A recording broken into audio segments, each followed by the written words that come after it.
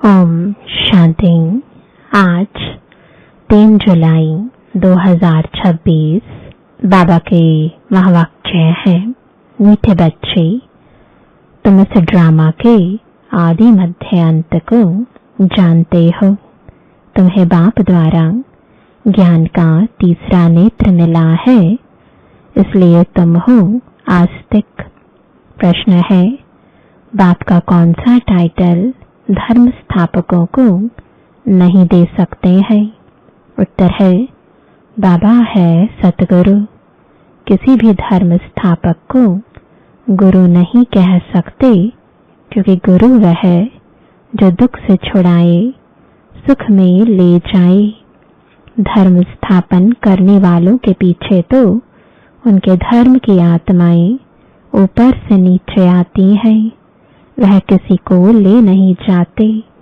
बाप जब आते हैं तो सभी आत्माओं को घर ले जाते हैं, इसलिए वह सभी के सतगुरु है।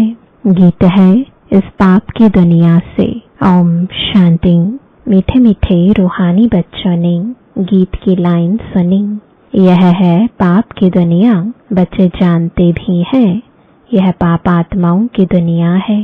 कितना बुरा अक्षर है, परंतु मनुष्य यह समझ नहीं सकते कि सचमुच यह पाप आत्माओं की दुनिया है। जरूर कोई पुण्य आत्माओं की दुनिया भी थी, उसको कहा जाता है स्वर्ग। पाप आत्माओं की दुनिया को कहा जाता है नर्क। भारत में ही स्वर्ग और नर्क की चर्चा बहुत है। मनुष्य मरते हैं तो कहते हैं स्वर्गवासी हुआ, तो इससे सिद्ध होता है नरकवासी थे। पतित दुनिया से पावन दुनिया में गया, परंतु मनुष्यों को कुछ भी पता नहीं है। जो आता है सो बोल देते हैं, यथार्थ अर्थ कुछ भी नहीं समझते हैं। बाप आकर तुम बच्चों को तसल्ली देते हैं कि अब थोड़ा धीरज धरो, तुम पापों के बोझ से बहुत भारी हो पड़े हो।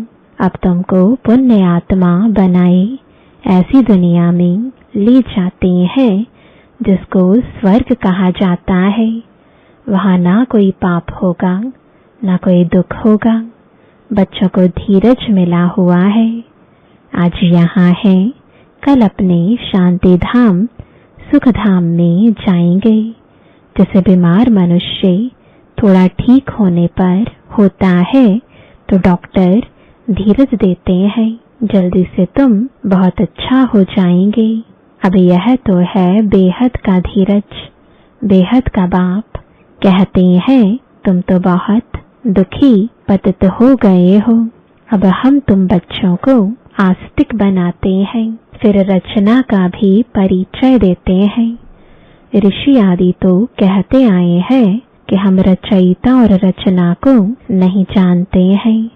अब उसको कौन जानते हैं, कब और किस द्वारा जान सकते हैं, यह किसको पता नहीं है। ड्रामा के आदि मध्य अंत को कोई जानते ही नहीं। बाप कहते हैं मैं संगम युग पर आकर ड्रामा अनुसार तुम बच्चों को पहले पहले आस्तिक बनाता हूँ, फिर तुमको रचना के आदि मध्य अंत का राज सुनाता हूँ, अर्थात तुम्हारा ज्ञान का तीसरा नेत्र खोलता हूँ। तुमको रोशनी मिल गई है, आंखों की रोशनी चली जाती है तो मनुष्य अंधे हो जाते हैं। इस समय मनुष्यों को ज्ञान का तीसरा नेत्र नहीं है। मनुष्य होकर उस बाप और रचना के आदि मध्य अंत को नहीं जानते तो उनको बुद्धिहीन कहा जाता है। गीत में भी है, एक है अंधे की औलाद अंधे, दूसरे हैं सज्जे। दिखाते हैं महाभारत लड़ाई लगी थी और एक आदि सनातन देवी देवता धर्म की स्थापना हुई थी। बाप ने आत्माओं को आकर राजयोग सिखाया था, सतयुगी स्वराज्य देने के लिए। आत्मा कहती है मैं राजा हूँ, मैं बैरिस्टर हूँ। तुम्हारी आत्मा अब जानती है हम विश्व का स्वराज्य पा रहे हैं। विश्व के रचयिता बाप द्वारा। वह किसका रचयिता है? नई दुनिया का। बाप नई सृष्टि रचते हैं, क्रिएटर भी है, तो उनमें सारा ज्ञान भी है। सारे वर्ल्ड की हिस्ट्री कोई एक भी नहीं जानते हैं।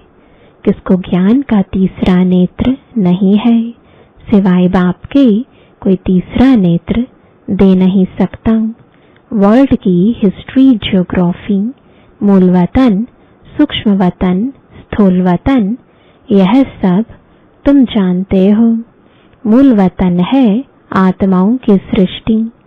सन्यासी कहते हैं हम ब्रह्म में लीन हो जाएंगे, व ज्योति ज्योत समाएंगे। ऐसा है नहीं। तुम जानते हो ब्रह्म तत्व में जाकर निवास करेंगे। वह शांति धाम घर है। वह कह देते हैं ब्रह्म ही भगवान है। कितना फर्क है। ब्रह्म तो तत्व है। जैसे आकाश तत्व है, वैसे ब्रह्म भी तत्व है। जहाँ हम आत्माएं और परमपिता परमात्मा निवास करते हैं, उनको स्वीट होम कहा जाता है। वह है आत्माओं का घर। बच्चों को मालूम पड़ा है ब्रह्म महातत्व में कोई आत्माएं लीन नहीं होती हैं और आत्माएं कभी विनाश को प्राप्त नहीं होती। आत्मा अविनाशी है। यह ड्रामा भी बना बनाया अविनाशी है। इस ड्रामा के कितने एक्टर्स हैं। अभी है संगम युग, जबकि सभी एक्टर्स हाजिर हैं। नाटक पूरा होता है तो सब एक्टर्स, क्रिएटर आदि सब आकर हाजिर होते हैं। इस समय यह बेहद का ड्रामा भी पूरा होता है, फिर रिपीट होना है। उन हद के नाटकों में चेंज हो सकती है, ड्रामा पुराना हो जाता है। यह तो बेहद का ड्रामा अनादि अविनाशी है। बाप त्रिकालदर्शी त्रिनेत्री बनाते हैं। देवताएं कोई त्रिकालदर्शी नहीं होते हैं, न शूद्र वर्ण वाले त्रिकालदर्शी होते हैं। त्रिकालदर्शी तो सिर्फ तुम ब्राह्मण वर्ण वाले हो। जब तक ब्राह्मण न बने तब तक तीसरा नेत्र ज्ञान का मिल ना सके। तुम झाड़ के आदि मध्य अंत को, सभी धर्मों को भी जानते हो। तुम भी मास्टर नॉलेजफुल हो जाते हो। बाप बच्चों को आप समान बनाएंगे ना। ज्ञान का सागर तो एक ही बाप है, जो सभी आत्माओं का बाप है। सभी बच्चों को आस्तिक बनाए, त्रिकालदर्शी बनाते हैं। अब तुम बच्चों को सबको यह कहना है कि शिव बाबा आया है। उनको याद करो। जो आस्तिक बनते हैं वह बाप को अच्छी रीति प्यार करते हैं। तुम्हारे ऊपर बाप का भी प्यार है। तुमको स्वर्ग का वर्षा देते हैं। गाया हुआ है कि विनाश काले विपरीत बुद्धि विनश्यन्ति और विनाश काले प्रीत बुद्धि विजयंती।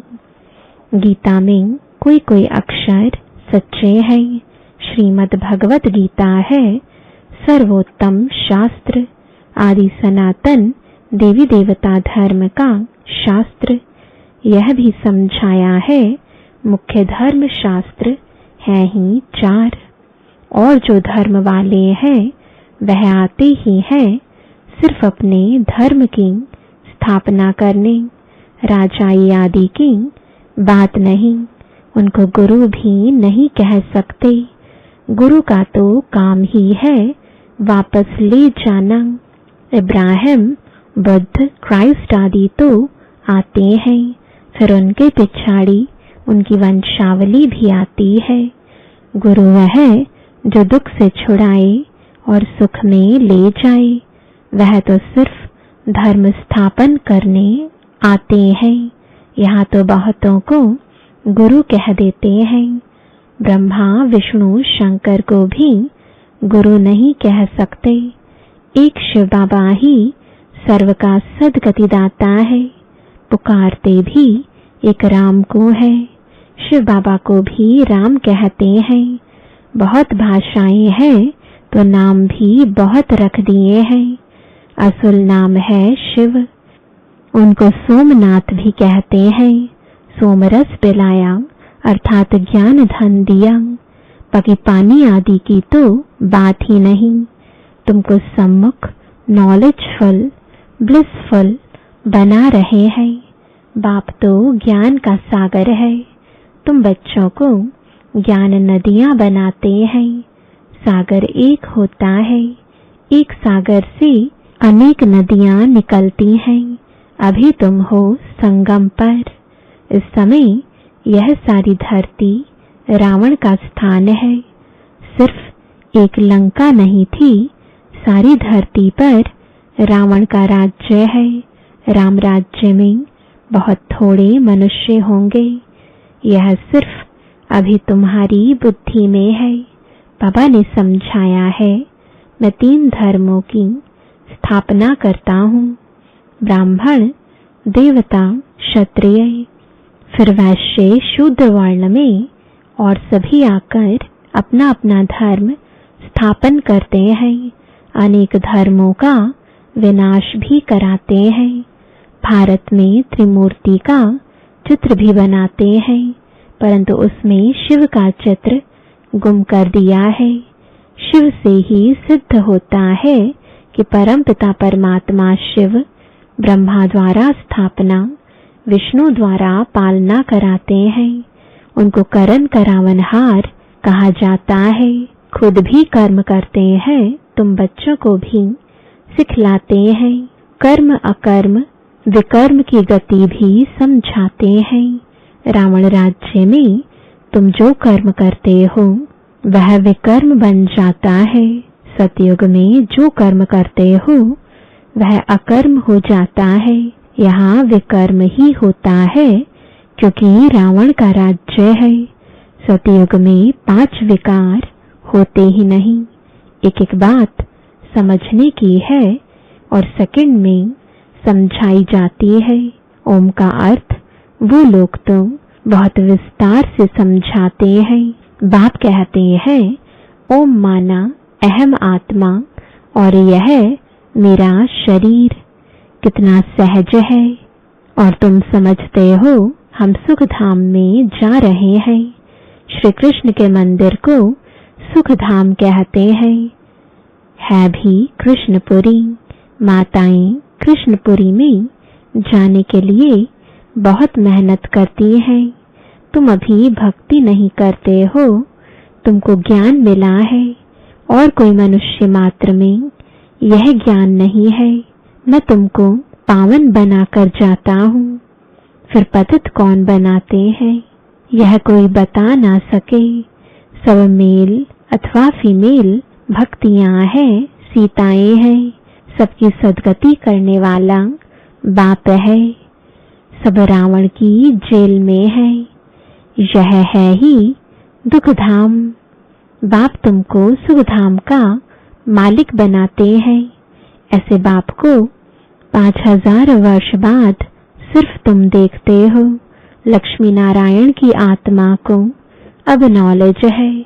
हम छोटेपन में यह यानी कृष्ण है, फिर बड़े बनेंगे, ऐसे शरीर छोड़ेंगे, फिर दूसरा लेंगे और कोई को यह नॉलेज नहीं है। बाप कहते हैं, तुम सब पार्वतियां हो। शिव बाबा तुमको अमर कथा सुना रहे हैं, अमर बनाने के लिए, अमर लोक में ले जाने के लिए। यह मृत्यु लोक है। तुम सब पार्वतियां अमरनाथ द्वारा अमर कथा सुन रही हो। तुम सच सच बनते हो। सिर्फ बाप को याद करने से तुम्हारी आत्मा अमर बनती है। जहाँ दुख की बात नहीं होती, जैसे सर्प एक खाल छोड़ दूसरी लेते हैं, यह सब मिसाल यहाँ के हैं। भ्रमरी का मिसाल भी यहाँ का है। तुम ब्राह्मण क्या करते हो? विकारी कीड़ों को बदल देवता बनाते हो। मनुष्य की ही बात है, भ्रमरी का तो यह एक दृष्टांत है। तुम ब्राह्मण बच्चे अभी बाप द्वारा अमर कथा सुन रहे हो, औरों को बैठ ज्ञान की भूं भूं करते हो, जिससे मनुष्य से देवता स्वर्ग की परी बन जाएंगे। बाकी ऐसे नहीं कि मानसरोवर में डुबकी लगाने से कोई परी बन जाएंगे। यह सब है झूठ, तुम झूठ ही सुनते आए हो। अब बाप कृत सुनाते हैं। अब बाप कहते हैं, अपने को आत्मा समझो। तुम समझते हो निराकार परमपिता परमात्मा इस मुख द्वारा सुना रहे हैं, हम इन कानों द्वारा सुन रहे हैं। आत्म अभिमानी बनना है। फिर परमात्मा भी रियलाइज कराते हैं, मैं कौन हूँ। दूसरा कोई आत्म अभिमानी बना ना सके सिवाय बाप के, और कोई कह ना सके कि तुम आत्म अभिमानी बनो। शिव जयंती भी मनाते हैं, परंतु उनकी जयंती कैसे है यह नहीं जानते। बाप ही खुद आकर समझाते हैं, मैं साधारण बूढ़े तन में प्रवेश करता हूँ, नहीं तो ब्रह्मा आएगा कहाँ से। पतित तन ही चाहिए। सूक्ष्म वतनवासी ब्रह्मा में विराजमान होकर तो ब्राह्मण नहीं रचेंगे। कहते हैं, मैं पतित शरीर पतित दुनिया में आता हूँ। गाया हुआ है ब्रह्मा द्वारा स्थापना। फिर जिसकी स्थापना करते हैं, जो यह ज्ञान पाते हैं, वह देवता बन जाते हैं। मनुष्य ब्रह्मा का चित्र देखकर मूंझ जाते हैं, कहते हैं यह तो दादा का चित्र है। प्रजापिता ब्रह्मा तो जरूर यहाँ होगा। सूक्ष्म वतन में कैसे प्रजा रचेंगे। प्रजापिता के बच्चे हजारों ब्रह्मा कुमार कुमारियां हैं। झूठ थोड़े ही होगा। हम शिव बाबा द्वारा वर्षा पा रहे हैं। तुम बच्चों को समझाया है, वह अव्यक्त ब्रह्मा है। प्रजापिता तो साकार में चाहिए। यह पतित ही तो पावन बनते हैं। तत्त्वम। अच्छा, मीठे मीठे सिखिलते बच्चों प्रति माता पिता बाप दादा का याद प्यार और गुड मॉर्निंग। रूहानी बाप की रूहानी बच्चों को नमस्ते। रूहानी बच्चों की रूहानी बाप दादा को गुड मॉर्निंग और नमस्ते। धारणा के लिए मुख्य सार है, पहला, आत्म अभिमानी बनकर इन कानों द्वारा अमर कथा सुननी है। ज्ञान की भूं भूं कर आप समान बनाने की सेवा में रहना है। दूसरा, बाप समान नॉलेजफुल ब्लिसफुल बनना है। सोमरस पीना और पिलाना है। वरदान है, माया के विघ्नों को खेल के समान अनुभव करने वाले मास्टर विश्व निर्माता भव। जैसे कोई बुजुर्ग के आगे छोटे बच्चे अपने बचपन के अलबेलेपन के कारण कुछ भी बोल दें, कोई ऐसा कर्तव्य भी कर ले, तो बुजुर्ग लोग समझते हैं कि यह निर्दोष अनजान छोटे बच्चे हैं, कोई असर नहीं होता है। ऐसे ही जब आप अपने को मास्टर विश्व निर्माता समझेंगे, तो यह माया के विघ्न बच्चों के खेल समान लगेंगे। माया किसी भी आत्मा द्वारा समस्या, विघ्न व परीक्षा पेपर बनकर आ जाए तो उसमें घबराएंगे नहीं, लेकिन उन्हें निर्दोष समझेंगे। स्लोगन है, स्नेह, शक्ति और ईश्वरीय आकर्षण स्वयं में भरो तो सब सहयोगी बन जाएंगे। आज का व्यक्त इशारा ज्वाला स्वरूप स्थिति में रहे शक्तिशाली याद का अनुभव करो। अभी ज्वालामुखी बन आसुरी संस्कार, आसुरी स्वभाव सब कुछ भस्म करो।